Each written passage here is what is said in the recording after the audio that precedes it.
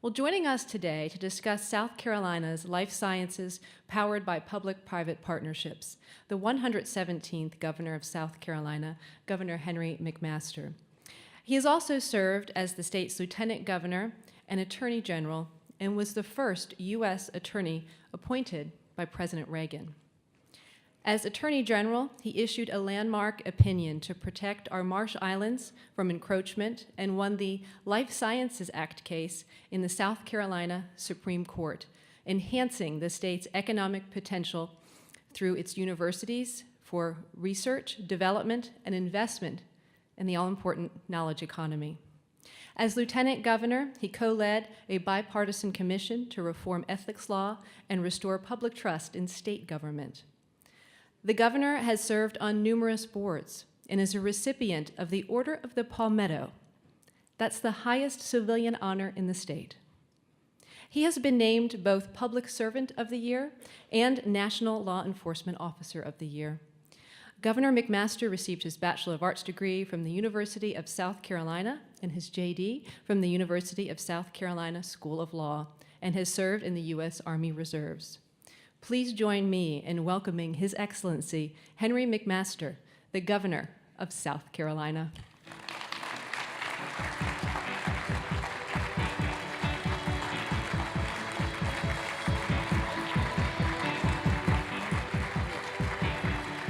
Thank you. Thank you, Aaron. I'm really happy to be here. Charleston is a beautiful place. I understand there are people here from 25 states. Is that about right? Well, I'll tell you, I know everybody. I just left earlier this week a meeting in Greenville where we had visitors from Japan and people from all over the Southeast, business leaders and others, and everybody was raving about Greenville. It is, if you haven't been to Greenville in the last few years, you ought to go up there and take another look at it. It just gets more and more beautiful, but of course the same thing goes for Charleston. It's hard for Charleston to get any more beautiful, but I understand 47 people a day are moving in from outside of the state. I don't know what we're going to do with all these people, but we'll have to find something. There are just a few things I want to say. I'm delighted to have the opportunity to be here. To tell you what I see from the places I've been and where I am now, I get a pretty good view of a lot of things. And I remember, Aaron, you mentioned that life science case. I think that was in 2005, or was it about then? I really didn't know what life sciences were. And it seems to me we were just really getting started. But that was an act that was so good, it had the Life Science Act in it, provided for avenues in life science and also research and several other things, and it was so good everybody knew it was going to pass. So everybody in the legislature put every little tidbit that they wanted on there, and I mean there was stuff that was related to nothing having to do with life sciences or anything else.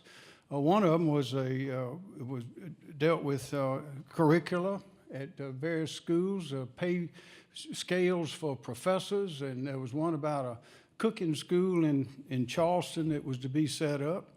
And I remember arguing the case. It was said to be unconstitutional because you're not only supposed to have one subject in a case, in a bill that passes, and this had stuff all over the place. The Chief Justice, Jean Toll, called it the kitchen sink bill. And she ended up saying it's the most unconstitutional thing she'd ever seen or something like that. But you will imagine the fun we had watching the lawyers trying to defend the thing, arguing how a cooking school in cooking chickens in Charleston was related to cloning chickens at the research universities. We're trying to make that connection. It's impossible, but we won that case, and we won a lot of other things in South Carolina, and I guess I can't speak for all the other states other than I know it's the South. It's the Southeast that's going up. There's no doubt about it. And I've seen studies. I know of all sorts of research that's been done. And you can just look at where people are going. People vote with defeat. And they're leaving the big cities. They're leaving Chicago. They're leaving New York, leaving Philadelphia. They're leaving the big cities. And where are they coming? They're coming to the sunny South. The southeastern states are where the action is going to be for the foreseeable future. And we in South Carolina are better positioned to be on top of that and to take advantage of that than any other state. And I'll tell you why I say that. And I think everybody here has a story they could tell that would add to this story. But we have, over the years, we have built the platform and have the assets, all that we need, more than any other state, that supports this knowledge-based economy that's coming. I'll say it again, nobody else has what we have. The other states have a lot of good things, but none of them have all that is necessary to provide the platform and the opportunity for the life sciences, for example, as well as many other things. The more sophisticated, the more brain power that is involved, this is the place to do it, right here. And a lot of it involves communication, collaboration, and cooperation. We in South Carolina have been able to break down the barriers. Of course, most of us related to each other in one way or another. I remember Lindsey Graham said when he started off as a young lawyer, he'd have people coming to him and say, we want to know that if we got married in South Carolina and divorced in Georgia, are we still cousins? But those kind of relationships, remember, relationships open the doors. They open the door better than a good resume. And people in this state know each other so well and related to so many. Nobody is more than 1 or 2 phone calls away from somebody who has the answer to the question that they have. But we have all of the assets that we need. One, we got water, is Knox White, the mayor of Greenville. Greenville is just is thriving more than it has in 30 or 40 years. It's something to see. But he said the reason they do it is because they're emphasizing trees and water. That's something they don't have in a lot of states. Well, we have abundant trees and water. I flew in a plane to come down here. There are trees all over the place. I mean, it's very, very pretty. It's green. And during the hurricane, going up and down the coast, looking at the result of the hurricane, if you haven't had an opportunity to fly over the low country or to fly over our coast and look at it, you're really missing something. We don't realize how lucky we are to have what we have. The people from the other countries, though, they realize it. They look at it and they can see it in an instant. And speaking of water, y'all remember Senator John McCain, he used to joke that in Arizona, the trees chase the dogs out there. But we don't have that problem. We don't have that problem. So what do we have? And I'm thinking of an agricultural base that leads to agricultural products being involved in nutritious things for health. I'm thinking of the farmer, of the drug, that sort of industry, as well as the health IT and the health. If we can get a good grip on telemedicine, and I think we've got a good start here in the state, we can really revolutionize things. Because we got to get out to the people. Everybody can't go to the hospital. They can't even go to the emergency room. We're all looking for ways to reduce those costs and make the people healthier. Well, of course, the answer to it, part of it, is to go out to where they are and keep them from getting sick to begin with. Teach them how they ought to live. Break bad habits, start new habits. A lot of people just don't understand, and they need to learn, but they need to have access where they are to health. And a lot of people in this state and all others cannot leave work for a day to go to the hospital or go to the doctor, because somebody's going to have to take them. Somebody's got to watch the children. Somebody's got to do this. You have to shut down the whole community almost to take someone into the doctor. So we got to take the doctors and the nurses. Have y'all been in Rite Aid or CVS, these places where they had these minute clinics? I know there are people that are looking to make little kiosks that they can put in. They can put them anywhere. Put them in grocery stores, put them in pharmacies where you can go sit down, punch a button, and you can access a doctor right there. And you can take your temperature, you just stick it on yourself and take your blood pressure, all that right there, and costs very little, and you can have complete access to a nurse or a doctor right there. And in these clinics they have, minute clinics they call them at CVS, they have nurses right there. I went to one the other day just to be there when they were opening it up. It looked just like every doctor's office I ever been in, except it wasn't a doctor, but there was one on call. So those are the kind of things, with the advent of the communication that we have now, There's no excuse, there's no reason why we don't break down those barriers and take it right straight to the people so they can get it on their phone if they have one. If they don't have one, get it in some other way. Go to the grocery store and there'll be a kiosk. But the answer, I think, is communication, as I said, collaboration and cooperation. A cute story about communication, y'all may have heard it, about the young couple that did not communicate. Rarely, they just didn't talk much. They were taciturn. That's a big word. They didn't talk much. So what did they do? They looked at each other and said, I love you, baby. I love you. You want to get married? Mm-hmm. So they got married, moved into the little house, still didn't talk much. A couple of weeks later, old mom-in-law moved in with them. Well, they didn't talk about that much either. Finally, about a month later, the young groom says, baby, don't you think it's about time we find your mama someplace else to live? She said, my mama, I thought she was your mama. Got to communicate. But I see Harris Pastidi sitting down there and Bill Kirkland. Where'd they go? I was up in Anderson the other day. Jim Clements, the president of Clemson, was there. I know David Cole here or is close by somewhere. But we've got 3 major research universities that communicate, that collaborate, and cooperate. You don't find that in other places. Not only does everybody not have 3 research universities, 3 real powerful research universities, but these work together and they collaborate with private companies. And it's on vivid display at the corner of Blossom and Assembly Street in Columbia, where you have the IBM National Data Analytics headquarters right there. Also, Siemens just gave $600 and something million worth of top-of-the-line software, analytical software. The Watson computer there, I was talking to someone about Watson and data analytics and how they can predict when a camshaft or a spark plug or a tire or something is going to wear out on an automobile, so you can fix it before you need to and miss the downtime. Can you imagine what that would do to a variety of industries across the board? And I said, well, wouldn't it be nice if we could do that with the human body? And the man said, well, come to think of that, said we did a study on cancer, and we had a group of medical professionals analyzing cancer cases to determine the future course.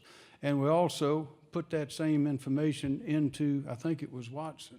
And the computer beat the medical experts by 30%. And that's just the beginning, ladies and gentlemen. Talk about life sciences. But here's the great news of a great example that can be followed and understood, and it took place in Anderson County just a couple of weeks ago. And that is a company called Anthrex, with the CEO's name is Reinhold Smeedling. They make surgical instruments for things like fixing this orthopedic type stuff, where it used to be you go in the hospital and they'd have to cut you open and you'd be in there for days while they're working on a torn meniscus or whatever it is. Well, and now they do that. You go in and they have a little teeny little thing they put in there and fix it, and you leave with a Band-Aid on that afternoon. Well, that company started in 1981 in either Michigan or Minnesota, and then moved down. The big headquarters is in Florida, but they just opened up in Anderson, South Carolina. Why'd they do that? Well, I asked him. And it was because of this. It's because of the unique things that this state provides. That is this. They have a fantastic technical college there. And the people that will be working in that company, this is sophisticated, high-paying work, can be trained, many of them, in that technical college system. Now, we started ours back in 1961. Y'all remember Senator, then Governor Fritz Hollings was one of the leaders in the United States in seeing that this was the way we needed to go towards high sophisticated training in brain power, and we started our technical college system in 1961. Some states are trying to start it now. Some started a few years ago, and then they sort of drifted over into trying to be community colleges and work their way up somehow to being like a 4-year college. They drifted away from the mission, and as a result, and also as a result of the fact that in our culture, everyone wants to be successful, and we've been urging people to go to a 4-year school. Well, there are plenty of people that want to go to the 4-year school and get that that bachelor's degree, a master's degree, a PhD, or something else. But also there are a lot of people that would like to go on and work with their brains and their hands. And that's the kind of jobs that are all over the place right now in South Carolina, in Europe, all over the rest of the states. And they tell me, the leaders of these big companies that I've been able to speak to the last 3 years, they can't find enough people to fill those jobs. We've got a deficit of about 60,000 people right now. First time in South Carolina's history, we have 60,000 jobs looking for people instead of people looking for jobs. But they can be trained, they can learn, they can educate in higher education in the technical college system. And it is, as I say, high-paying, good work. $75,000 for a welder, $100,000 with a 2-year associate degree from technical school. You can get a job at $75,000 a year walking out the door as a welder. And if you get your nuclear welding certificate, that's $100,000 or so a year. But all sorts of high-tech skilled things working in these plants that I'm speaking of. So we have that technical college system. And we have a part of our technical college system where we will send people from the technical colleges to another country to look at the plants there, look at the companies, understand the culture and the attitudes, and also what kind of training is necessary to run these very sophisticated machines in these big plants, robotics and all that. And we will set up a curriculum back here to train our people here to go in to learn how to do that kind of work when those companies get here. We're the only state in the United States that does that. And the collaboration between the research universities, the 4-year schools, the technical colleges is something that's off the scale. We have that. Nobody else has that. So what else do we have? Just down the street, we have one of the best ports in the whole country. It is growing leaps and bounds. In a few years, that and the port of New York, New Jersey will be the dominant ports on the Atlantic coast. How do you spell port? M-O-N-E-Y. That's how you spell port. And it's coming. And not only do we have a deep water port that's getting deeper, it's going deeper, and we'll be able to handle those big ships, they call them post-Panamax, after they've expanded the Panama Canal. The bigger ships from the Pacific can now come through Panama and come up the Atlantic coast, so they're coming here. Every now and then you see one in the port right now because they can get in at high tide, they just can't get out at low tide. And ours is wide enough to where you can have 2 of them going in and out at a time. You can't do that in Savannah, can't do that in most other places. But that port is something. But in addition to that, it's got the fastest turnaround time, by the way, in the United States. Something like 26 minutes for unloading or loading something on one of those ships. In Los Angeles, it's about 2.5 hours. I mean, they're working over there. It's a great, great port. But also our port has 2 inland ports, one under construction and one already working. And the one that's working now is the Norfolk Southern line that runs from Charleston up through across 85 through Greer and on to other ports. Well, what that means is the truckers coming in I-85 can put a load or pick up a load there that'll either go to Charleston or it's come up from Charleston on the train that goes back and forth every day. And that saves 400 and something miles. That saves 400 and something miles worth of time and money. And we're getting ready to open one up in in Dillon, which crosses 95. No other state has got that. So all this logistical, those sort of computations are being made by companies when they want to come here. And as I say, if you fly over the state and you look at the green, you look at the water, it's really something, and you don't see that ever. No other state has all of what we have. No other state has all these things that are required for the kind of advancement, the kind of industry, the kind of sophisticated movement that you are here talking about today. So this is the place to be. And my view is that there's not another state that can catch us. We're ahead of them, and I think they all realize that from the places I go and the people I talk to. They understand that. So my job is in this position is to be sure we don't mess it up. And that means keep the taxes low, keep the regulations reasonable, keep people safe. We have to have some new ideas for educating children. There are a lot of things that we need to do, but as far as the basic platform on which to work, we have got it. We have got things that nobody else has. So the future is bright, and particularly for this kind of industry. This is brain power. This is taking care of the human body, and what could be more important than that? I mean, healthy people can do a lot of things. And I think it is a most exciting to see all of these people gathered here to discuss this and the possibilities for the future.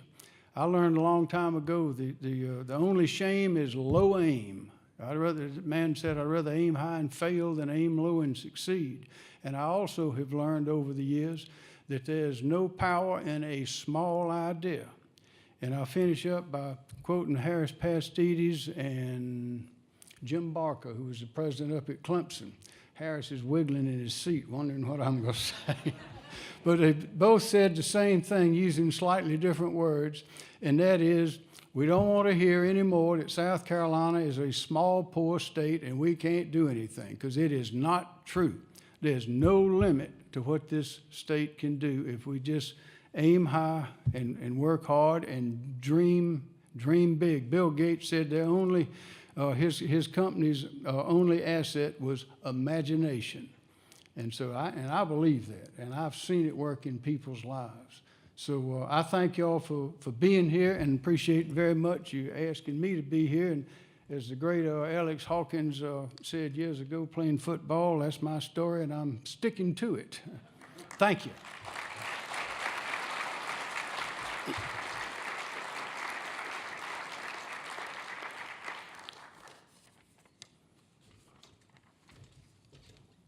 Governor, we're honored to have you here. Thank you for the support. I know, my friend, it's great. A small token of our appreciation, and to remember SCbio. All right, thanks so much. Thank you. Don't go.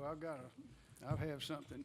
Y'all, it's not every day I get to do this, but we have in South Carolina a way of recognizing people who have stood tall, and there's an honor we bestow on behalf of the 4.6 million South Carolinians. It's called the Order of the Palmetto. It is the highest civilian honor that we have in our state. And Sam Condurus has done a lot of things. I know him through his daddy, who is one of the finest men I've ever met.